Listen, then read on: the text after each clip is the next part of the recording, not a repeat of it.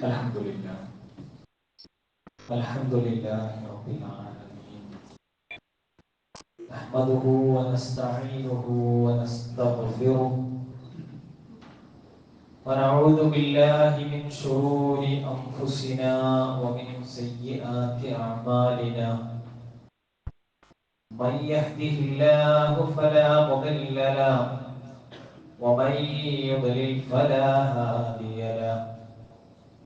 وأشهد أن لا إله إلا الله وحده لا شريك له وأشهد أن محمدا عبده ورسوله أرسله بالهدى ودين الحق ليظهره على الدين كله ولو كره المشركون.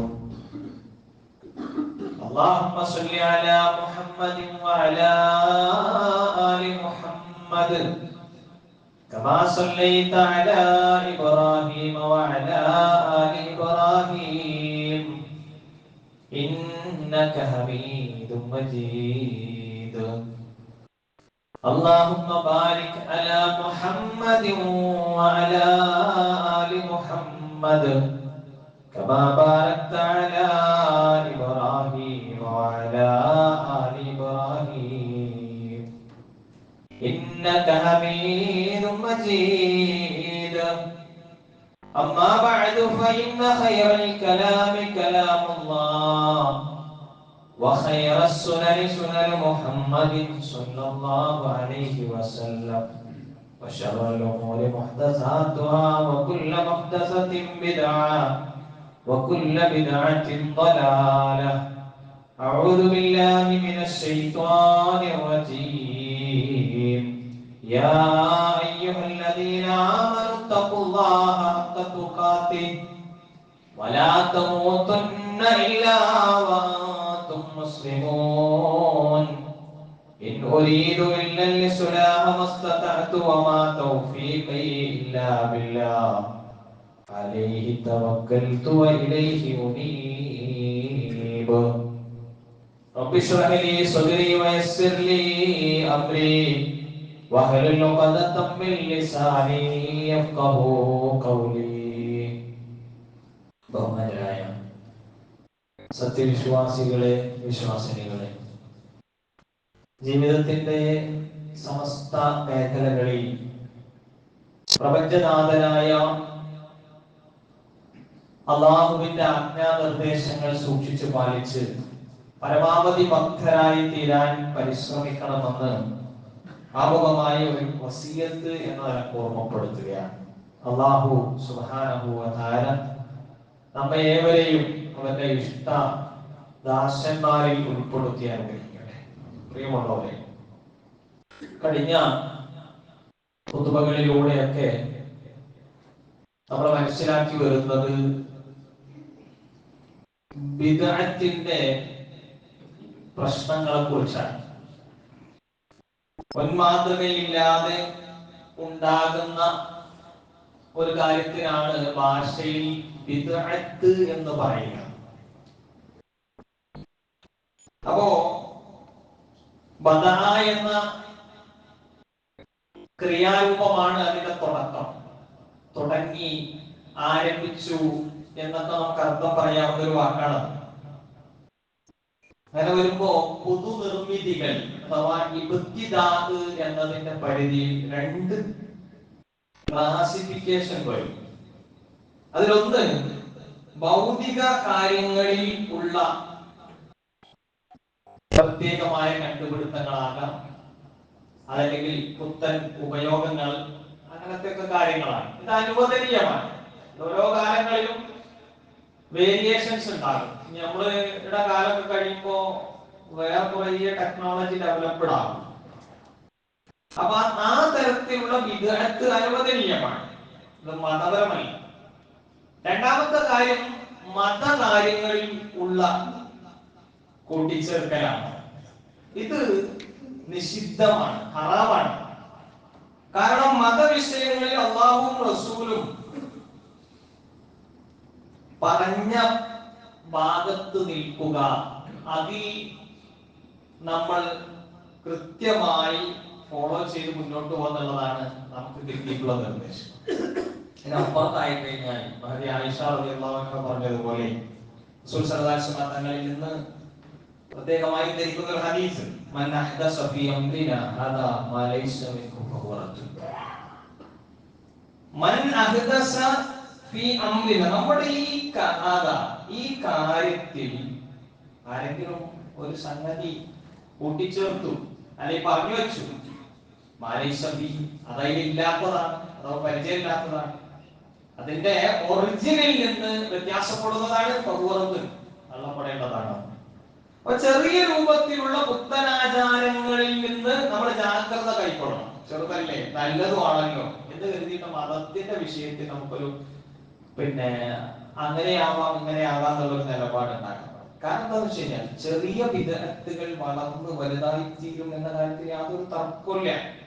ഈ സമൂഹത്തിൽ ഉടലെടുത്ത എല്ലാ വിദഗ്ധകളും അതിന്റെ തുടക്കത്തിൽ ശരിയോട് സദൃശ്യപ്പെടുന്ന രൂപത്തിലായിട്ടുണ്ടായിരുന്നു. ഇവിടെ എന്ത് വിദഗ്ധകൾ തുടങ്ങിയിട്ടുണ്ടെങ്കിലും ഏറെക്കുറെ ശരിയിലേക്ക് ചേർന്ന് നിൽക്കുന്ന രൂപത്തിലായിരിക്കും അതിന്റെ ഒരു പോക്കുണ്ടാവുക. അപ്പൊ അതിന്റെ പ്രത്യാഘാതങ്ങളെ കുറിച്ച് നമ്മൾ പഠിക്കണം. അപ്പൊ വിദഗ്ധത്തിൽ ആരെങ്കിലും ഒരാൾ പ്രവേശിച്ചു കഴിഞ്ഞാൽ പിന്നീട് അതിൽ നിന്ന് പുറത്തു കടക്കാൻ പറ്റാത്ത വിധത്തിൽ വഞ്ചിക്കപ്പെടും കേറി കൂടുന്നതാണ്. ഇത് നമ്മളറിയില്ല. ആ വഞ്ചനയിൽ നമ്മൾ പെട്ടുപോകും. അത് ഒരു മതത്തിന്റെ ആചാരമായി അങ്ങനെ വലുതായിക്കൊണ്ടിരിക്കുകയും ചെയ്യും. അപ്പൊ നമ്മൾ മനസ്സിലാക്കേണ്ടത് എപ്പോഴാണ് ഒരു കാര്യം വിദഗ്ധാകുക. വളരെ സിമ്പിളായിട്ട് 3 കാര്യങ്ങൾ പഠിച്ചാൽ മനസ്സിലാക്കും. ഹദീസുകളുടെ അടിസ്ഥാനത്തിൽ, വിശുദ്ധ ഖുർആനിന്റെ വചനത്തിന്റെ അടിസ്ഥാനത്തിലൊക്കെ നമുക്ക് മനസ്സിലാക്കാൻ പറ്റും എപ്പോഴാണ് ഒരു കാര്യം വിദഗ്ധാകുക. ഒന്ന്, അത് പുതിയതായിട്ട് ഉണ്ടാകുന്നതാണ്. അത് നമ്മൾ പറഞ്ഞു, പുതിയതായിട്ട് പലതും ഉണ്ടാകുന്നുണ്ട്.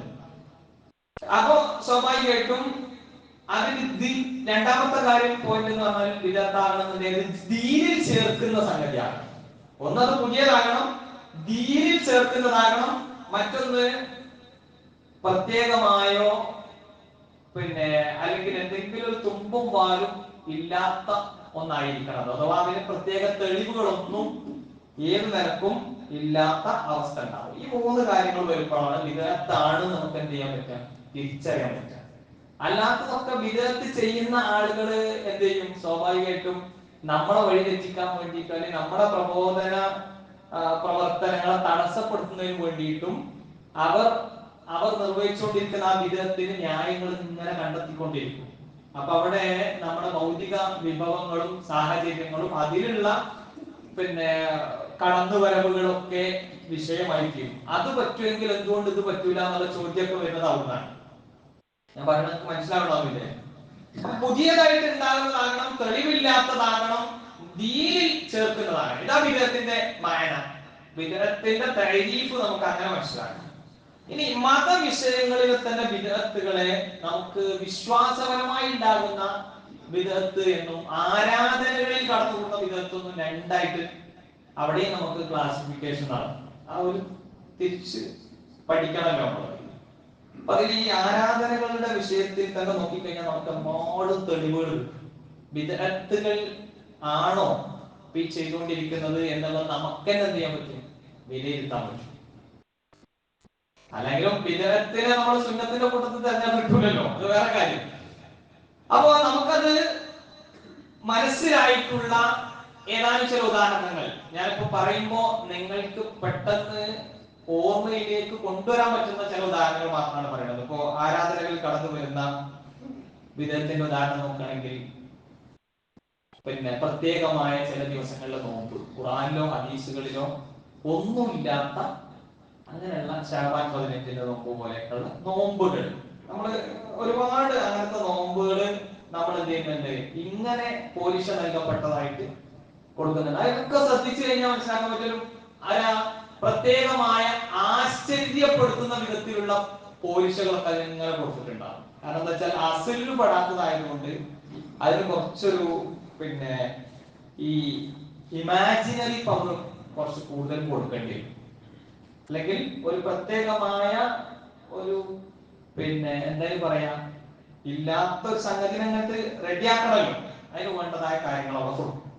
നിസ്കാരം അതേപോലെ തന്നെ 100 റക്അത്ത് നിസ്കാരം, 1000 റക്അത്ത് നിസ്കാരം, അങ്ങനെ കുറേ സംഗതികൾ നമ്മളോട് ഓടിക്കൊണ്ടിരിക്കുന്നു. അതേപോലെ ജന്മദിനാഘോഷം, ഇതൊക്കെ ആരാധനയുടെ പേരിൽ ചെയ്യുന്ന പുതിയ കാര്യങ്ങളാണ്. ഇനി മതത്തിൽ അടിസ്ഥാനമുള്ള ആരാധനകളിൽ തന്നെ വർധന വരുത്തുക, അതും വിദാത്താണ്. ഇപ്പൊ വെറും അസറൊക്കെ 4 റക്അത്ത് നിസ്കരിക്കാനാണോ? ഒരാള് 5 ആക്കാമോ? തുറക്കണ്ട, അത് വിദാത്താണ്, കൂട്ടിച്ചേർക്കാനാണ്. ഉള്ളതിൽ തന്നെ കൂട്ടൽ. അപ്പൊ ഒന്ന് പുതിയതായിട്ട് കൊണ്ടല്ലേ നിസ്കാരം ബാക്കി കാര്യങ്ങളൊക്കെ അഡീഷണൽ പഠിപ്പിക്കാത്ത കൊണ്ടുവരാ. ഉള്ള ഒരു ആരാധനയിൽ തങ്ങൾക്ക് തോന്നിയതുപോലെ കുറക്കലോ കൂട്ടലോ അതൊക്കെ വിദാത്താണ്. അതേപോലെ തന്നെ നബി സല്ലല്ലാഹു അലൈഹി വസല്ലമയുടെ സുന്നത്തിൽ നിന്ന് പുറത്തു പോയിക്കൊണ്ടുള്ള രൂപത്തിൽ സ്വന്തത്തെ ബുദ്ധിമുട്ടിച്ചുകൊണ്ടും സംഘം ചേർന്നും ഒക്കെ ഉച്ചത്തിൽ ദിക്റുകൾ ഉരുവിട്ട് ദീൻ പ്രത്യേകമായി സജസ്റ്റ് ചെയ്യാത്ത, ദീനിൽ പഠിപ്പിക്കാത്തതായ രൂപത്തിലുള്ള ആരാധനകളൊക്കെ നിർവഹിക്കുക. അതൊക്കെ നമ്മൾ പ്രത്യേകം ശ്രദ്ധിക്കേണ്ടതുണ്ട്. അപ്പൊ ഓരോ കാര്യങ്ങളും റസൂൽ സല്ലല്ലാഹു അലൈഹി വസല്ലം തങ്ങൾ ഓരോ ഭാഗങ്ങളിലും എന്ത് ചെയ്തു, അതാണ് ദീന്. അത് മുൻഗാമികൾക്കും ദീൻ അങ്ങനെ തന്നെ, നമുക്കും ദീൻ അങ്ങനെ തന്നെ. അവിടെ നമ്മൾ സൗകര്യങ്ങൾ ഉപയോഗപ്പെടുത്തുന്നുള്ളത് ആ വിദേഹത്തിന്റെ പരിധിയിൽ പെടുന്നതല്ല. മതം നിശ്ചയിക്കാത്ത പ്രത്യേക സമയങ്ങൾക്ക് പ്രാധാന്യം നൽകിക്കൊണ്ടുള്ള ആരാധന നിർവഹിക്കുക, അതൊക്കെ നമ്മൾ കണ്ടുകൊണ്ട് വരുന്ന സംഗതിയാണ്. അപ്പൊ വിദഅത്ത് എന്താണെന്നുള്ളത് ഒറ്റ വാക്കിൽ പറയുകയാണെന്നുണ്ടെങ്കിൽ അൽ ഹദസു ഫിദ്ദീനി ബഅദൽ ഇക്മാൽ. അതുകൂടി പറയാം, അൽ ഹദസു ഫിദ്ദീനി ബഅദൽ ഇക്മാൽ. എന്താ മലയാളത്തിൽ പറഞ്ഞാൽ ഒരു സംഗതി ദീൻ പൂർത്തിയായതിനു ശേഷം, ദീനിന്റെ ഇക്മാൽ ഉണ്ടായതിനു ശേഷം അതിലുണ്ടാകുന്ന പുതിയ കാര്യങ്ങൾക്കാണ് വിദഅത്ത് എന്ന് പറയാം. നമ്മൾ ഓർത്തു വെക്കേണ്ട ഒരു ഭാഗമാണ്. അഭിപ്രായങ്ങളിലെ ഭിന്നതകൾ അതുമൂലം ബിദ്അത്തുകളിലേക്കും ഇച്ഛകളിലേക്കുള്ള ചായ്വുകളും ഒക്കെ തുടങ്ങുന്ന ഒരു അവസ്ഥയാണ് നമ്മുടെ പൗരാണിക കാലഘട്ടങ്ങളിൽ തുടങ്ങിയിട്ടുള്ളത്. ബിദ്അത്തിന്റെ ഒരു തുടക്കമൊക്കെ പറയാനുണ്ട്. ആദ്യ ഉത്തമ നൂറ്റാണ്ടുകൾക്ക് ശേഷമാണ് സൂഫിയാക്കളാണ് ബിദ്അത്തുകളും ഖബറുകളും ഒക്കെയായി ബന്ധപ്പെട്ട ബിദ്അത്തുകളും ഒക്കെ തുടങ്ങിയിട്ടുള്ളത്. അതിലൊക്കെ ഒരുപാട് ഏറ്റെടുക്കലുകൾ ഉണ്ടായി പുതിയ കാലത്ത്.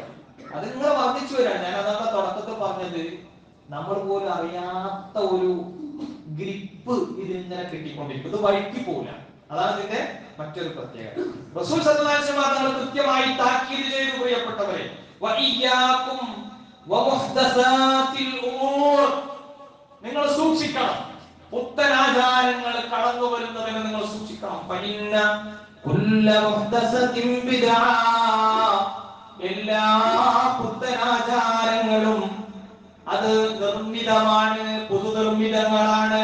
വകുല്ല ബിദ്അത്തിൻ ളലാല, എല്ലാ പുതുതായി ഉണ്ടാക്കപ്പെട്ടതും ബിദ്അത്തുകളും ളലാലത്താണ്, അഥവാ വഴികേടാണ്. റസൂൽ സല്ലല്ലാഹു അലൈഹി വസല്ലം തങ്ങൾ പറഞ്ഞു, മൻ അമില അമലൻ ലൈസ അലൈഹി അംറുനാ ഫഹുവ റദ്ദ്. നമ്മൾ കഴിഞ്ഞ ആഴ്ചകളിലൊക്കെ പറഞ്ഞ ഹദീസാണ്.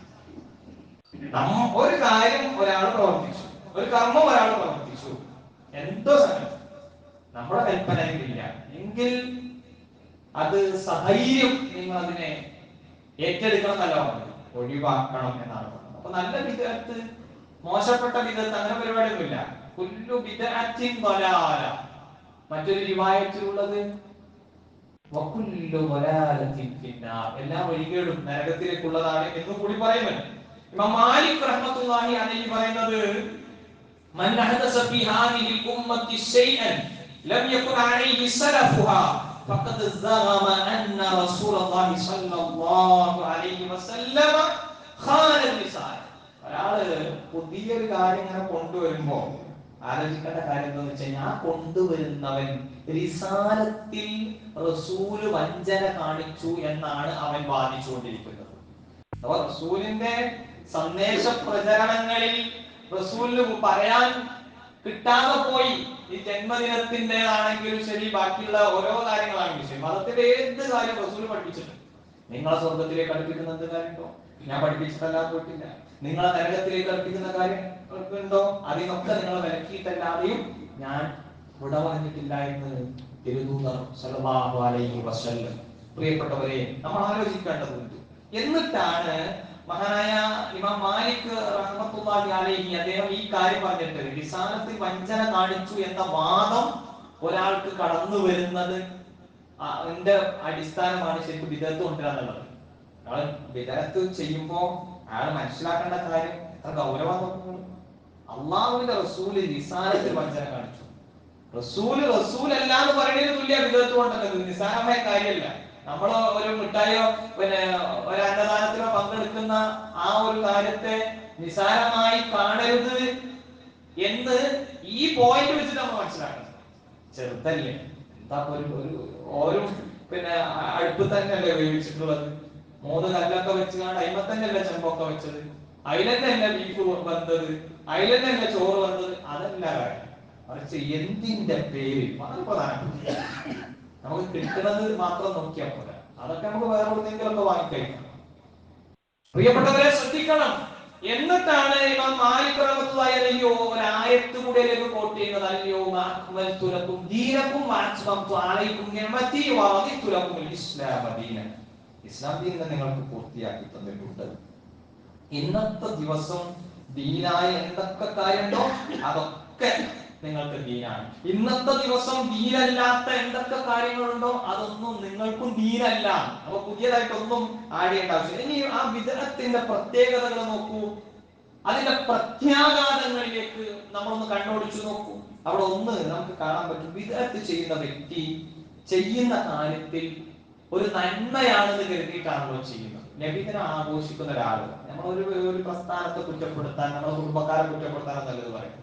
നമ്മളിങ്ങനെ പറഞ്ഞു കൊടുക്കണം. എന്താ പ്രശ്നം? ഒന്ന്, ഇന്നത്തെ കുത്തുക കേട്ടിട്ട് നമുക്ക് ഒരു 4 പോയിന്റ് എങ്കിലും നമ്മളെ വേണ്ടപ്പെട്ട ആൾക്കാർക്ക് പറഞ്ഞു കൊടുക്കാൻ പറ്റിയത് ഹൈറായിരിക്കും. മനസ്സിലായിക്കോ? ഒന്ന്, നിങ്ങൾ ചെയ്യണത്, നബിദിനം ആഘോഷിക്കുന്ന ഒരാളോട് പറയും, നിങ്ങൾ ചെയ്യുന്നത് ഒരു നല്ല കാര്യമാണ് നിങ്ങൾ വിചാരിച്ച് ചെയ്യുമ്പോൾ നിങ്ങൾക്ക് സ്വാഭാവികമായിട്ടും അതിന് തൗബ നടത്താൻ കഴിയില്ല. അല്ലെ?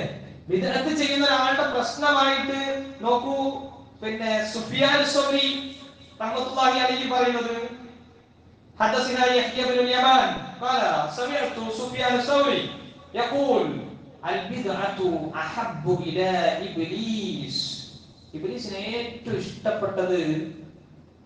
ഇഷ്ടപ്പെട്ടത് മിനൽ മഅസിയ, ഈ കുറ്റങ്ങളുടെ പാപങ്ങളുടെ കൂട്ടത്തിൽ ഇബ്ലീസിനെ ഏറ്റവും ഇഷ്ടപ്പെട്ടിട്ടുള്ളത് ബിദ്അത്തിനെയാണ്. മതത്തിൽ ഒരു സാധനം ഉണ്ടാക്കി ചേർക്കാൻ കാരണം പറയണേ, വൽ മഅസിയതു യുതാബു മിൻഹാ, പാപങ്ങളെ സംബന്ധിച്ചിടത്തോളം അതിൽ നിന്ന് പൊറുക്കലിനെ തേടി രക്ഷപ്പെടാനുള്ള മാർഗമുണ്ട്. വൽ ബിദ്അതു ലാ യുതാബു മിൻഹാ, എന്നാൽ ബിദ്അത്ത് എന്ന് പറഞ്ഞാൽ അതിൽ നിന്നൊരാൾ മാറുന്നില്ല, അതിൽ ആജീവനാന്തം കുടികൊള്ളുകയാണ്. അപ്പൊ ബിദ്അത്ത് ചെയ്യുന്നതിന്റെ പ്രത്യേകത, അത് ചെയ്യുന്ന ആൾക്ക് തൗബ ചെയ്യാന്നുള്ളത് അയാൾ മനസ്സുപോലെ ആലോചിക്കാത്ത കാര്യം. നിങ്ങൾ ആലോചിച്ചു, ഞാൻ ഈ പള്ളിയിൽ പിന്നെ പള്ളിയുടെ ഒരു ആവശ്യത്തിന് വേണ്ടിയിട്ട് 10,000 റുപ്യ ഞാൻ സ്വതക്ക കൊടുക്കരുത്. ഞാൻ എന്നിട്ട് ആ സ്വതക്ക കൊടുത്തിട്ട് പഠിച്ചോനെ ഞാൻ അത് അറിയാതെ കൊടുത്തു പോയതാണ്, ചെയ്തു പോയതാണ്, പഠിച്ചോനൊന്ന് പുറത്ത് തരണ്ടോ പറയല്ലോ ചെയ്യാം. മറിച്ച് പഠിച്ചോനൊക്കെ ഒന്ന് സ്വീകരിക്കണമെന്നല്ല പറയാം. അപ്പൊ ഇതേ തേട്ടം വിദഗ്ധ ചെയ്യണവന്റെ ഭാഗത്ത് നിന്ന് ഇങ്ങനെ ഉണ്ടാകുക. കാരണം നബിദിനം കഴിക്കുന്നത് പ്രശ്നമാണെന്ന് അറിഞ്ഞു കഴിഞ്ഞാൽ മാറി നിൽക്കും.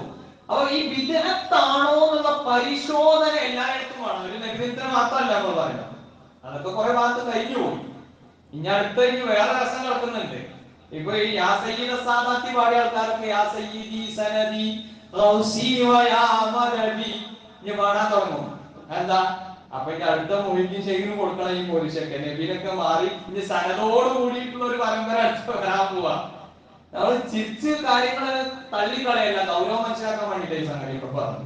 അപ്പൊ ഇതുവരെ നേതാവ് നബിയായിരുന്നു. ഇനി അടുത്ത പോക്കറ്റിൽ പണം നിറയുന്നുണ്ടെങ്കിൽ ചാക്ക് കണക്കിന് പേരേക്ക് കൊണ്ടുപോകണമെന്നുണ്ടെങ്കിൽ 5,000-10,000 മാസം ശമ്പളത്തിൽ നിൽക്കുന്ന പുരോഹിതന്മാർക്ക് ആകെയുള്ള ഏർപ്പാട് ഇതൊക്കെയാണ്. കുറ്റപ്പെടുത്തന്നെയാണ്. പക്ഷെ അധ്വാനിച്ച് ജീവിക്കാൻ പഠിക്കുക, ബാക്കിയുള്ള കാര്യങ്ങൾ പടച്ചോനിൽ തവക്കുലാക്കുക, ബിദ്അത്ത് ചെയ്തിട്ട് ഒന്നും വേണ്ടാന്ന് തീരുമാനിക്കുക. എങ്കിൽ തന്നെ സമൂഹം നന്നാകും, ആൾക്കാർ നന്നാവും, ബിദ്അത്ത് ഇല്ലാതാകും.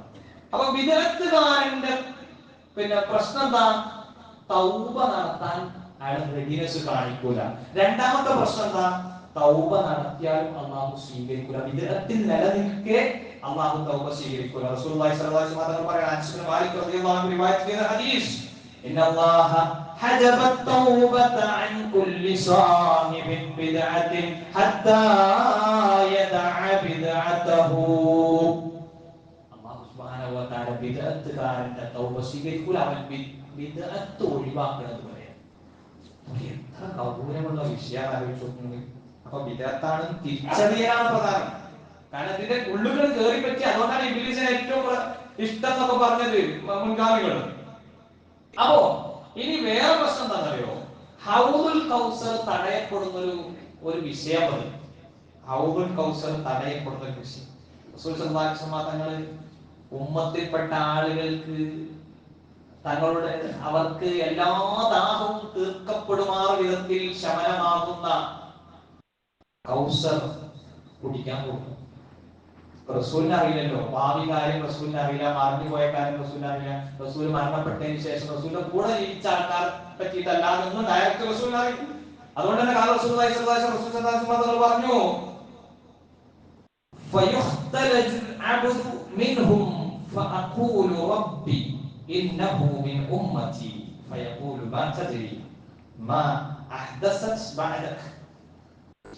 എന്താ പറഞ്ഞറിയോ? റസൂൽ സല്ലല്ലാഹു അലൈഹി വസല്ലം പറയാണ്, എന്റെ ഉമ്മത്തിൽ നിന്ന് ചിലർ വലിച്ചു മാറ്റപ്പെടുന്നതാണ്. ദീർഘമായ മറ്റൊരു ഹദീസ് ഉണ്ട്, അത് ഞാൻ സമയത്തിന്റെ ദൈർഘ്യം ഭയപ്പെട്ടുകൊണ്ട് അത് ഇവിടെ ഉദ്ധരിക്കുന്നില്ല. എല്ലാവരും ഇങ്ങനെ കടന്നു വരും, റസൂലിന് അറിയില്ല ആരൊക്കെ പോയി വരുന്നത്. ഹൗദുലിന്റെ അടുത്തേക്ക് വരുമ്പോ, ഹൗദുൽ കൗസറിന്റെ അടുത്തേക്ക് വരുമ്പോ റസൂൽ സല്ലല്ലാഹു അലൈഹി വസല്ലം തങ്ങളെ തടയും, അവർക്ക് കൊടുക്കാൻ പാടില്ല. എന്താ കാരണം? അവര് താങ്കളുടെ വഫാത്തിന് ശേഷം ദീനിൽ പലതും നിങ്ങൾ പഠിപ്പിച്ചു കൊടുത്തതല്ലാത്ത പലതും ഓർക്ക് നല്ലതായി തോന്നിയപ്പോൾ അതൊക്കെ ചെയ്തിട്ടുണ്ട്. നിങ്ങൾ 63 കൊല്ലത്തിന്റെ അടുത്ത് നിങ്ങളെ പ്രപിതാക്കളോ അല്ലെങ്കിൽ നിങ്ങളെ നബി ആയതിനു ശേഷം തന്നെ 23 കൊല്ലം നടത്താത്ത ആ ആചാരം നടത്തിയോ? ഇതൊക്കെ അതിന്റെ കൂട്ടത്തിൽ വരുന്നത്. നമ്മള് എന്നൊരു പ്രയോഗം ഉണ്ടാകും. ബുദ്ധിമാന സൂചന മതി. കുറെ സൂചനകൾ നമുക്ക് കിട്ടിയില്ലേ? ഉടനെ നമ്മൾ ഇനി അതിന്റെ അപ്പോസ്റ്റലന്മാരാകാതിരിക്കാൻ പ്രത്യേകം നമ്മൾ ശ്രദ്ധിക്കാം. അപ്പൊ ഹൗദുൽ കൗസർ എന്ത് ചെയ്യും? അത് തടയപ്പെടുന്ന ഒരവസ്ഥ ബിദ്അത്തുകാരൻ അനുഭവിക്കേണ്ടി വരും. ഇവിടുന്ന് ചിലപ്പോ പാട്ടിലൊക്കെ ദിനാഘോഷ പരിപാടിയുടെ ഭാഗമായിട്ട് നടത്തപ്പെടുന്ന പാട്ടിലൊക്കെ പണ്ടൊക്കെ നടന്നിരുന്നത്, ഞങ്ങളെ കുടിപ്പിച്ചോർക്ക് നാദാമീ ഹൗദുൽ കൗസർ കുടിപ്പിക്കണേ എന്നായിരുന്നു പാട്ട്. അതാണ് ഞങ്ങൾക്ക് ഇപ്പൊ വെള്ളം തരുന്ന ആൾക്കാർക്ക്, അപ്പുറത്തുപ്പുറത്തൊക്കെ തരുന്ന ആൾക്കാർക്ക് ഭക്ഷണം ഹൗദുൽ കൗസർ കൊടുക്കണേ. ഹദീസിലുള്ളതോ ഈ വെള്ളം കൊടുത്തവർക്ക് ഞാനൊരു വർഗീയത പറയില്ല കേട്ടോ, വംശീയതയൊന്നും ആയിട്ട് ഇതിനെ തെറ്റിദ്ധരിക്കരുത്. വളരെ നസീഹത്തോടു കൂടി ഇവിടെ ഇരിക്കുന്ന ആളുകൾ അവരുടെ കുടുംബങ്ങൾക്കൊക്കെ അത് പറഞ്ഞു കൊടുക്കാൻ പറ്റുന്ന രൂപത്തിൽ ആകാൻ വേണ്ടിയിട്ടാണ് ഇത്ര വിശദമായി കാര്യങ്ങൾ പറയുന്നത്. അല്ലെങ്കിൽ ഇങ്ങനെ പറഞ്ഞു പോയാൽ. അപ്പൊ വളരെ ഗൗരവത്തിൽ നമ്മൾ ആ കാര്യങ്ങൾ ശ്രദ്ധിക്കണം. ഹൗദുൽ കൗസർ തടയപ്പെടുന്ന കാര്യമാണ്. ഇനി മറ്റൊരു വിഷയം എന്ന് വെച്ചാൽ, പ്രധാനപ്പെട്ട ഒരു ഗൗരവമേറിയ കാര്യം എന്ന് വെച്ച് കഴിഞ്ഞാൽ, തീർച്ചയായും നമ്മളെ സംബന്ധിച്ചിടത്തോളം ശിർക്കിലേക്ക് പോകാനുള്ള വലിയ ഒരു അവസരമാണ് ബിദ്അത്ത്. അതാണ് നമ്മൾ കഴിഞ്ഞ ഖുതുബകളിലൊക്കെ സൂചിപ്പിച്ചത്. ഓരോ മൗലിദിലെ ഓരോ വരികളും നോക്കിക്കഴിഞ്ഞാൽ അതൊക്കെ റസൂലിനോടുള്ള തേട്ടം, റസൂലിലേക്കുള്ള ശിക്കായത്ത് പറച്ചിൽ, ആവലാതി ബോധ്യപ്പെട്ടു, ഇതൊക്കെ ചെയ്യേണ്ട ആരിലേക്കാണ്? പഠിച്ചവനേക്കാണ്. അപ്പൊ നമ്മളൊരു സാധനത്തിനായിട്ട് ലയിച്ചു കഴിഞ്ഞാൽ, ഒരു കാര്യം ഓക്കെ നമ്മൾ കണ്ടു കഴിഞ്ഞാൽ പിന്നെ എന്താവും? അത് ചെയ്യുന്ന ആൾക്കാർ പിന്നാലെ നമ്മൾ പോകും. ഇതാ സംഭവിക്കുന്ന കൂടെ. അപ്പൊ ഇത് എങ്ങനെങ്കിലൊക്കെ ഇസ്തിരിട്ട് വിരിക്കാണ്ട് എന്ത് ചെയ്യും? ഈ ആഘോഷം റെഡിയാണെന്ന് വരുത്തി തീർത്താൽ മതി. അപ്പൊ നമ്മളോട് ചോദിക്കുമ്പോഴും പറയാം, എന്തപ്പോ റസൂലിന്റെ മദത് പറയാൻ വേണ്ടിട്ട് എന്തപ്പോ ആഘോഷം നടത്തി കഴിഞ്ഞാൽ എന്ന് പറഞ്ഞിട്ടാ തുടങ്ങുക. എന്നാൽ ഇതിന്റെ ഉള്ളിലേക്ക് കയറി കഴിഞ്ഞാലോ അപ്പോഴാണ് ഇതിന്റെ അപകടങ്ങൾ കംപ്ലീറ്റ് വരിക. കാരണം നമ്മൾ അവിടെയാണ് ഓരോ ഉദ്ധരണികളും ഒരു തെളിവില്ലാത്ത പടച്ചോൻ പറഞ്ഞ അസ്ലിന് നേരെതിരാക്കുന്ന കുറെ വഴികൾ നമ്മൾ അറിയാതെ ഉരുവിടും. അത് ഉരുവിടുമ്പോ നമ്മൾ കുറച്ച് കഴിയുമ്പോൾ നമ്മൾ അതിലേക്ക് മാറും. ഇതിങ്ങനെ നൂരത്തിന്റെ കാലത്തൊക്കെ ശിർക്ക് വന്നത് ഒരാരും ഒന്നുമില്ല, ഒരു ജസ്റ്റ് ഒരു എൻഡോമെന്റ്, ഒരു സ്മാരകം എന്ന നിലക്ക് മാത്രം തുടങ്ങിയ പരിപാടിയാണ്. അതൊന്നും ഇപ്പൊ കൂടെ പറയേണ്ട ആവശ്യമില്ല എന്നാണ് മനസ്സിലാക്കുന്നത്. കാരണം നൂഹ് നബി അലൈഹി സ്വലാത്തു വസ്സലാമയുടെ കാലഘട്ടത്തിൽ എങ്ങനെ ശിർക്ക് വന്നു എന്ന് പഠിച്ചാൽ മാത്രം മതി. ബിദ്അത്തിലൂടെ ഒക്കെ എങ്ങനെ ശിർക്ക് വരും, നിങ്ങൾ ഈ പറയുന്ന ഗൗരവമൊക്കെ ഉണ്ടോ എന്ന് ആലോചിക്കുന്നവരൊക്കെ മാറി ചിന്തിക്കും. സത്യമാണത്. കാരണം ഒരിക്കലും ലോകത്ത് ശിർക്ക് വന്നത് പടച്ചോനെ അല്ലാത്തവനെ നേർക്ക് നേരം വിളിച്ചിട്ടല്ല. വിളിക്കണമെന്ന് കരുതിയിട്ട് വേണം. പോയിട്ട് ശ്രദ്ധിക്കാം, വിളിച്ചിട്ടല്ല, വിളിക്കണമെന്ന് കരുതിയിട്ടല്ല, അങ്ങനെ മനസ്സിൽ പോലും ആഗ്രഹിച്ചിട്ടല്ല. ഇതൊക്കെ നമ്മൾ പ്രത്യേകം പഠിക്കേണ്ട കാര്യം. തലമുറകളുടെ വ്യാപനങ്ങൾ ഉണ്ടായപ്പോഴാണ് അതൊക്കെ സംഭവിച്ചത്. പിന്നെ നോമിനൊക്കെ വരുന്നത് പ്രിയപ്പെട്ടവരെ ശ്രദ്ധിക്കാം. ബിദ്അത്ത് വരുന്നതോടുകൂടി പല സുന്നത്തുകളും നഷ്ടമാകുന്നത് വേറെ ഗൗരവമുള്ള കാര്യം. നോക്കുങ്ങള് നമ്മുടെ നാട്ടിലൊക്കെ ആൾക്കാർ യാത്ര പോകാറുണ്ട്, പല വിധത്തിലുള്ള യാത്രകൾ. ഗൾഫിലേക്ക് പോകും, പിന്നെ മറ്റു തീർത്ഥാടന യാത്രകൾക്ക് പോകും. ഇപ്പോഴൊക്കെ എന്ത് ചെയ്യും, പുരോഹിതന്മാർ വീട്ടിലേക്ക് വരും. ഞാനെന്തോ വേറെ ആരോടോ എന്തോ ഈർഷ്യത വെച്ച് സംസാരിക്കുകയാണെന്ന് ഒരിക്കലും വിചാരിക്കരുത്. അങ്ങനെയൊന്നും അല്ല, മറിച്ച് നമ്മൾ വിഷയങ്ങൾ പഠിക്കാൻ വേണ്ടി. നമ്മളിപ്പോ നിക്കാഹിന്റെ വേളയിൽ പിന്നെ വീട് കൂടിയിരിക്കുന്ന സമയത്ത് അവിടെയൊക്കെ എന്തായി, അൽഫാത്തിഹ അങ്ങോട്ട് ജാമായപ്പോ ഇപ്പന്ന് എന്താണോ ആ സന്ദർഭങ്ങളിൽ വരേണ്ട പ്രാർത്ഥന, അതിന് ചിലപ്പോ മൂലമാരെ പറഞ്ഞു പോണ കൂട്ടത്തിൽ എന്തെങ്കിലുമൊക്കെ അതിന്റെ പ്രാർത്ഥനകളൊക്കെ ചേർത്തി പറഞ്ഞിട്ടുണ്ടോ. പക്ഷെ അവിടെ ഓരോ പുരോഹിതനും എന്താണോ തന്റെ ആശയം അത് പറഞ്ഞു കൊടുക്കാനുള്ളതാണ്. ഞാൻ പറയണത് അതിൽ പറയുന്ന കാര്യമൊന്നും റസൂൽ പഠിപ്പിക്കാത്തതോ മറ്റു കാര്യങ്ങളോ ഒന്നും ആയിക്കോണമെന്നില്ല. കാരണം പല പ്രാർത്ഥനകളെ ഓർത്തിണക്കിയിട്ടായിരിക്കും പറയുന്നത്. പക്ഷെ അവിടെ അങ്ങനെ ഒരു ആചാരം പറ്റൂലേ? അത് പറ്റൂല എന്നുണ്ടെങ്കിൽ അത് വിദഗ്ധാണ്. അവിടെ പിന്നെ ചെല്ലുന്നത് ഫാത്തിഹയാണ്. ഫാത്തിഹയിൽ ഇപ്പൊ തൗഹീദാണ്. ഫാത്തിഹ എന്ന് പറഞ്ഞാൽ തന്നെ ദുആ ആണ്. പിന്നെ പിന്നെ സൂറത്ത് ദുആ എന്ന് പേരുണ്ട്. അങ്ങനെയൊക്കെയുള്ള ആ ഫാത്തിഹയാണ് അവിടെ ചെല്ലുന്നത്. പക്ഷെ അവിടെ ചെല്ലേണ്ടത് അതല്ല. അവിടെ ചെല്ലാൻ പഠിപ്പിച്ചിട്ടുണ്ട്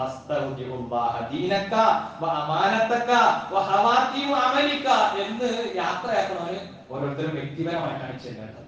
അവിടെ 500 1000 കൊടുക്കേണ്ട ഒരു കേസ് കെട്ടുവരുന്നില്ല. നിക്കാഹിന്റെ വേളയിലും ഒരു ഖുതുബ നിർവഹിക്കുക എന്നുള്ളത് ഒരു ഖുതുബത്തുൽ ഹാജ എന്നുള്ളത് നടക്കേണ്ട പരിപാടിയാണ്, നിർബന്ധ സംഗതിയല്ല.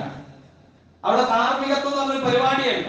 പിന്നെ അത് സ്വാഭാവികമായിട്ടും എല്ലാവരും മുമ്പിൽ ഇങ്ങനെ നിൽക്കുമ്പോൾ ഒരു വേറെയും കാര്യങ്ങളൊക്കെ ഉണ്ടാവും. ഒരാൾ പറഞ്ഞു കൊടുക്കണമെങ്കിൽ പറഞ്ഞു കൊടുക്കുക, സപ്പോർട്ടാണ് എന്നതാണ്. മനസ്സിലായി? അപ്പൊ അവിടെ കൊണ്ടുവന്നിട്ട് അൽഫാത്തിഹ ജാമാക്കുമ്പോൾ എത്ര വയ്ക്കും, ഒക്കെ ഒഴിവാകും.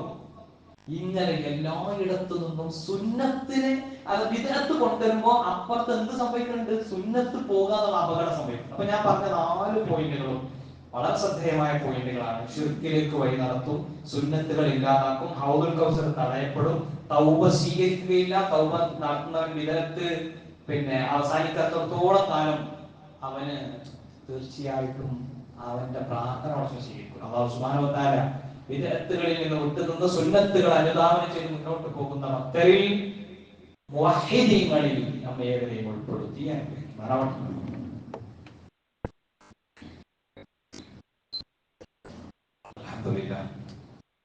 الذي هدانا للإسلام صلى الله على نبينا محمد وآله وصحبه أجمعين.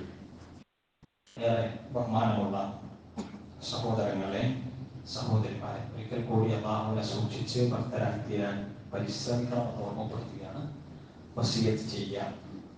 പ്രിയമുള്ളവരെ, ഈ അടുത്ത ഹജ്ജിനുള്ള ആപ്ലിക്കേഷൻ ഒക്കെ കൊടുത്തുകൊണ്ടിരിക്കുന്ന ഒരു സമയത്തിലൂടെയാണ് നമ്മൾ കടന്നു പോയിക്കൊണ്ടിരിക്കുന്നത്. പ്രത്യേകിച്ചും ഒരു പൊതുവായ ധാരണ ആളുകൾക്കിടയിലുള്ളത്, കുറച്ചൊക്കെ കഴിഞ്ഞ് എല്ലാ പ്രതിബന്ധങ്ങളും പ്രതിസന്ധികളും ഒക്കെ അവസാനിച്ചിട്ട് ദുനിയാവ് മൊത്തം ആസ്വദിച്ചിട്ട് നമുക്ക് അതിനെ പറ്റി ആലോചിക്കാം എന്നുള്ളതാണ്. ഗൗരവത്തിൽ ആലോചിക്കണേ. അങ്ങനെ ആലോചിച്ചാൽ മതി എന്ന് കരുതുന്ന ഒരു സംഗതിയായിട്ട് ഹജ്ജും ഉംറയൊക്കെ മാറിക്കൊണ്ടിരിക്കും. ഇവിടെ നമ്മൾ ചിന്തിക്കേണ്ട ഒരു കാര്യം എന്നതാണ്, അല്ലാഹു സുബ്ഹാനഹു വ തആല ഈ കർമ്മം എന്തിന് നമ്മുടെ മുമ്പിൽ വെച്ചു? ഈ കർമ്മം എന്തിനു മുമ്പിൽ വെച്ചു? മഹാനായ ഇബ്രാഹിം അലൈഹിസ്സലാത്തു വസ്സലാമയുടെ വിളിക്കുത്തരം നൽകി നമ്മൾ പിന്നെ കഅബാലയത്തിന്റെ സമീപത്തേക്ക് എത്തുമ്പോ അതെന്തിനു? അത് മഹത്തായ ഒരു പ്രഖ്യാപനം നടത്താൻ വേണ്ടിയിട്ടാണ് നമ്മൾ പോകുന്നത്. എനിക്ക് അല്ലാഹു മതി, അതിന്റെ ഒരു പ്രഖ്യാപനമാണ്, തൗഹീദിന്റെ സംസ്ഥാപനമാണ് അവിടെ നടക്കുന്നത്. അത് ഒരിക്കലും ഒരു കാരണവശാലും മാറ്റി വെക്കുന്ന ഒരവസ്ഥ ഉണ്ടാകരുത്. നമുക്ക് ഗവൺമെന്റ് തലത്തിൽ പോകാം, അതല്ലെങ്കിൽ പിന്നെ പ്രൈവറ്റ് ഏജൻസികളൊക്കെ പാടുണ്ട്. ഇതൊക്കെ നമ്മൾ ശ്രദ്ധിക്കേണ്ട കാര്യങ്ങളാണ്. നമ്മളെ സംബന്ധിച്ചിടത്തോളം ഈ കർമ്മങ്ങൾ പോലും വിദഗ്ധകൾ കടന്നുകൂടി, അതല്ലെങ്കിൽ പിന്നെ വ്യത്യസ്തമായ കൈകടത്തലുകൾക്ക് വിധേയമായി ആളുകൾ തെറ്റായ രൂപത്തിൽ നിർവഹിച്ചുകൊണ്ടിരിക്കുമ്പോൾ ഗവൺമെന്റ് തലത്തിലൊക്കെ പോകാൻ ആഗ്രഹിക്കുന്ന ആളുകൾ ഇപ്പൊ അതിന്റെ ടൈമാണ്. പ്രത്യേകിച്ച് ഹജ്ജുമായി ബന്ധപ്പെട്ട ഡിപ്പാർട്ട്മെന്റുകളിൽ നിന്നൊക്കെ അതിന്റെ നിർദ്ദേശങ്ങൾ കിട്ടിയിട്ടുള്ള ഒരു പ്രത്യേക സാഹചര്യത്തിലാണ് പോയിക്കൊണ്ടിരിക്കുന്നത്. അപ്പൊ നമ്മളത് ആ രൂപത്തിൽ പോകുന്ന ആളുകൾ അവര് കൃത്യമായി ഈ സമയം മുതൽ അപ്ലൈ ചെയ്തത് മുതൽ തന്നെ കിട്ടിയാലും കിട്ടിയിട്ടില്ലെങ്കിലൊക്കെ അതുമായി ബന്ധപ്പെടുത്തിയ കാര്യങ്ങൾ പഠിച്ചു മനസ്സിലാക്കുക, കൂടുതൽ ഊർജം സംഭരിക്കുക. സ്വാഭാവികമായിട്ടും നമ്മളൊരു അനുഭവമൊക്കെ വെച്ചിട്ട് നമുക്ക് മനസ്സിലാക്കാൻ പറ്റുന്നത് അവിടെ എത്തിക്കഴിഞ്ഞാൽ അത് ആരാധനകൾ നിർവഹിക്കാനുള്ള പ്രത്യേകമായ ഊർജം അത് പടച്ചവന്റെ തൗഫീഖ് കൊണ്ട് നമുക്ക് കിട്ടും.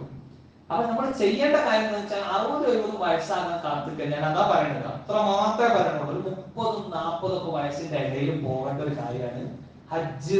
ഉംറ പിന്നെ അതിന്റെ മുമ്പന്നെ പോകണം. അപ്പൊ കുറച്ചുകൂടി നമുക്ക് സാമ്പത്തികമൊക്കെ ആവശ്യമുള്ള ഒരു കാര്യമായതുകൊണ്ട് നമുക്ക് ഏറ്റവും കൂടുതൽ സമ്പത്തൊക്കെ ഉണ്ടാക്കാൻ പറ്റുന്ന ഒരു സമയവും അത് വേറെ പല തെറ്റായ മാർഗത്തിലേക്ക് പോകാൻ സാധ്യതയുള്ള ടൈമും 30-40 ഇടയിലാണ്. അപ്പൊ യുവാക്കൾ രംഗത്ത് വരണം. സാധാരണ ഹജ്ജിന് പോകുന്ന ഗ്രൂപ്പിലൊന്നും യുവാക്കൾ ഉണ്ടാവില്ല. അപ്പൊ യുവാക്കൾ വരാത്തതിന്റെ കാരണം സീരിയസ്നെസ് മനസ്സിലാക്കണം. കുറച്ചും പറഞ്ഞതാണ് റസൂലുള്ളാഹി സ്വല്ലല്ലാഹു അലൈഹി വസല്ലം തങ്ങളോട് ഓർമ്മപ്പെടുത്തിയത്, മൻ ഹജ്ജ ഫലം യർഫുസ് വലം യഫ്സുഖ് റജഅ കയൗമി വലദത്ഹു ഉമ്മു. തന്റെ ഉമ്മ പ്രസവിച്ച ദിവസത്തിലെ പോലെ പാപ രഹിതരായി തിരിച്ചു വരാൻ പറ്റുന്നതാണ്. അപ്പൊ പാപം നമ്മൾ 10-30 വയസ്സിന്റെ ഇടയിൽ ചെയ്ത പാപങ്ങളൊക്കെ കളഞ്ഞ് പിന്നീട് ഞാൻ ഹജ്ജ് ചെയ്തൊരു ഹാജിയാണ് അല്ലെ. അപ്പൊ ഹാജി എന്ന് പറഞ്ഞാൽ അവിടെ ചെയ്തുകൊണ്ടിരിക്കുന്ന ആളുകൾക്ക് മാത്രം വിശേഷിപ്പിക്കാവുന്ന പ്രയോഗമാണ്. എന്തായിരുന്നാലും ഞാനൊരു ഹജ്ജ് ചെയ്ത വ്യക്തിയാണല്ലോ, ഇനി ഞാൻ എല്ലാം പ്യൂരിഫൈ ചെയ്തല്ലോ, ഇനിയുള്ള സമയം കുറച്ച് നല്ല ഭക്തിയോടുകൂടി ജീവിക്കാൻ പറ്റുമല്ലോ എന്നൊക്കെ ചിന്തിക്കാം. അപ്പൊ മനസ്സിലൊരു ആഗ്രഹം ഉണ്ടായാൽ മാത്രം പോരാ, ഇപ്പൊ അപ്ലൈ ചെയ്യാൻ പറ്റുന്ന രൂപത്തിലൊക്കെ അതിനുള്ള സാമ്പത്തികമായ പക്വതയും പാകതയും എത്തിയ ആളുകൾ ചെയ്യാം. പിന്നെ നമ്മൾ വെറുതെ ഇങ്ങനെ അലക്ഷ്യമായി നമ്മൾ ഈ സമ്പത്ത് അവിടെ ഇവിടേക്ക് കൊണ്ടുപോയിട്ട് പിന്നെ പലിശയായി, ലോണായി, വട്ടിയായി ഇതൊക്കെ ഉണ്ടാവാന്നൊക്കെയാണെങ്കിൽ എന്തുവാണെന്ന് ഫസ്റ്റ് ടൈമിൽ തന്നെ നമ്മൾ ഒരു 10-25 വയസ്സാകുമ്പോൾ തന്നെ എന്റെ പ്രിയപ്പെട്ട വിദ്യാർത്ഥികളോട് എനിക്ക് സജസ്റ്റ് ചെയ്യാനുള്ളത്, നമുക്ക് ഒരു 10-20 വയസ്സാകുമ്പോൾ തന്നെ നമ്മുടെ ആഗ്രഹങ്ങളുടെ കൂട്ടത്തിൽ ലക്ഷറിയസ് വാഹനങ്ങളൊക്കെ അതൊക്കെ ഉണ്ടായിക്കോട്ടെ, അത്തരം ഭൗതികമായ ആഗ്രഹങ്ങളുടെ ഒക്കെ മുമ്പിൽ നിൽക്കുന്ന ഒരു ആഗ്രഹമായിരുന്നു പക്ഷേ നിന്റെ ഭവനത്തിങ്കിൽ വന്നിട്ട് അവിടെ ഹജ്ജും ഉംറയൊക്കെ നിർവഹിക്കാനുള്ള തൗഫീഖ് കിട്ടണം. അറഫയിലും മിനായിലും മുസ്ദലിഫയിലും ഒക്കെ ഉള്ള ചൂടും അതിന്റെ ഭയാനകതയൊക്കെ നമ്മൾ ഇങ്ങനെ കാണുമ്പോ കുറച്ചൊരു 5 മിനിറ്റ് നമുക്ക് അവിടുന്ന് ഒരു വിശദീകരണം നടത്താൻ പോലും കഴിയാത്തത്ര പ്രയാസങ്ങൾ അവിടെ ഉണ്ട് എങ്കിൽ അവിടെ താമസിക്കാനും അവിടെ നിന്ന് കുറെ സമയം ഇബാദത്ത് എടുക്കാനൊക്കെ പ്രത്യേകം തഖ്വയും ഇത് മാത്രം പോരാ, ആത്മീയമായ ഒരു പരിസരം മാത്രം പോരാ, നമുക്ക് പ്രത്യേകമായിട്ടുള്ള ഒരു ഉണർവും ഊർജ്ജമൊക്കെ ഉള്ള കാലത്ത് പോകണം. അങ്ങനെ പോകണവരെ അതിനെ നിയന്ത്രിക്കാൻ പറ്റുള്ളൂ. അല്ലെങ്കിൽ ഹോസ്പിറ്റലിലൊക്കെ കഴിഞ്ഞു കൂടി അങ്ങനെ ആ രൂപത്തിൽ പോകും. ഞാൻ പറയണത് നമ്മൾ ചെറുപ്പത്തിൽ തന്നെ ഇതിന് നീയത്താക്കുക. ഗവൺമെന്റിന്റെ ഇത് അന്വേഷിച്ച് കിട്ടാത്തൊരു അത്രയും ആഗ്രഹം അവിടെ നിർത്തിവെക്കേണ്ട ആവശ്യമില്ല. ഉള്ളതൊക്കെ നമുക്ക് ഒരു സ്വരൂപിച്ച് നമ്മുടെ ഹജ്ജ് സെല്ലുകളിലൂടെ ഒക്കെ പോകുമ്പോൾ അത് പ്രത്യേകമായ ക്ലാസ്സുകളും അതിന്റെ ഉണർത്തലുകളും ഒക്കെ ഉണ്ടാവും. അപ്പോ അതിനൊക്കെ ശ്രദ്ധിക്കാം. അല്ലാഹു അനുഗ്രഹിക്കട്ടെ. പ്രിയപ്പെട്ടവരെ, നമ്മുടെ കൂട്ടത്തിൽ നിന്ന് വിട പറഞ്ഞു പോയിട്ടുള്ള ഒരുപാട് ആളുകളുണ്ട്. അവരുടെയൊക്കെ പാരത്രിക മോക്ഷത്തിന് വേണ്ടി നമ്മൾ പ്രാർത്ഥിക്കണം. അല്ലാഹു സുബ്ഹാനഹു വ തആല അത്തരത്തിലുള്ള എല്ലാ നിലക്കും നമ്മളിൽ നിന്ന് വിട പറഞ്ഞു പോയിട്ടുള്ള ആദർശബന്ധുക്കൾ എല്ലാവർക്കും മഗ്ഫിറത്തും റഹ്മത്തും പ്രദാനം ചെയ്ത് അനുഗ്രഹിക്കുമാറാവട്ടെ. പ്രിയമുള്ളവരെ, നമ്മുടെ കൂട്ടത്തിൽ രോഗം കൊണ്ട് കഷ്ടപ്പെടുന്ന ഒരുപാട് ആളുകൾ, പ്രത്യേകിച്ച് നമ്മുടെ ഈ പള്ളിയും ഒക്കെ ആയിട്ട് ബന്ധപ്പെട്ട നേതൃനിരയിലൊക്കെ നിൽക്കുന്ന ഒരുപാട് ആളുകൾ, അവരുടെയൊക്കെ ആരോഗ്യസ്ഥിതികൾ മെച്ചപ്പെടുന്നതിന് വേണ്ടി അവരൊക്കെ ആഗ്രഹിക്കുന്നത് നല്ല രൂപത്തിൽ ആളുകൾക്ക് മറ്റാർക്കും ബുദ്ധിമുട്ടുണ്ടാകാതെ ഈ ശിഷ്ടകാലം ആയുഷ്കാലം നിലനിർത്തി മുന്നോട്ട് പോകാൻ ആഫിയത്തോടു കൂടി നിലനിൽക്കേണ്ടവരുമാണ് അത്തരം ആളുകൾ. അതുകൊണ്ട് അവരുടെ കാഫിയത്തിന് വേണ്ടി, ഓരോരുത്തരും പേരെടുത്ത് ഞാൻ പറയുന്നില്ല, അവർക്കൊക്കെ ആഫിയത്തിന് വേണ്ടി നമ്മൾ പ്രത്യേകം പ്രാർത്ഥിക്കണം, ദുആ ചെയ്യണം. അല്ലാഹു സുബ്ഹാനഹു വ തആല നമ്മളെയും അവരെയും ഒക്കെ ആരോഗ്യ ദൃഢഗാത്രരായി മുന്നോട്ട് കൊണ്ടുപോകുമാറാവട്ടെ. റഹ്മാൻ റഹീമുമായ റബ്ബേ, ഞങ്ങളുടെ കൂട്ടത്തിൽ നിന്ന് വിട പറഞ്ഞു പോയിട്ടുള്ളവർ, രോഗം കൊണ്ട് കഷ്ടപ്പെടുന്നവർ എല്ലാവർക്കും എല്ലാ നിലക്കുള്ള മഹ്ഫിറത്തും റഹ്മത്തും പ്രദാനം ചെയ്യണേ നാഥ. മരണപ്പെട്ടു പോയവരെയും ഞങ്ങളെയും നാഥ എല്ലാവരെയും നീ നിന്റെ ജന്നാത്തുൽ ഫിർദൗസിൽ ഒരുമിച്ച് കൂട്ടി അനുഗ്രഹിക്കണേ നാഥ. اللهم اغفر للمؤمنين والمؤمنات والمسلمين والمسلمات الاحياء منهم والاموات انك مجيب دعوات يا قاضي الحاجات. اللهم اجرنا من النار، اللهم اجرنا من النار، اللهم اجرنا من النار. ربنا اصرف عنا عذاب جهنم ان عذابها كان غراما انها ساءت مستقرا ومقاما. ربنا هب لنا من ازواجنا وذرياتنا قرة اعين واجعلنا للمتقين اماما. اللهم يا مقلب القلوب ثبت قلوبنا على دينك. اللهم يا مصرف القلوب صرف قلوبنا على طاعتك. اللهم اجعلنا من المتواضعين ولا تجعلنا من المتكبرين. ربنا اتنا في الدنيا حسنه وفي الاخره حسنه وقنا عذاب النار. ربنا تقبل منا انك انت السميع العليم وتب علينا انك انت التواب الرحيم واغفر لنا يا غافر المذنبين امين برحمتك يا ارحم الراحمين. وصلى الله على نبينا محمد وعلى اله وصحبه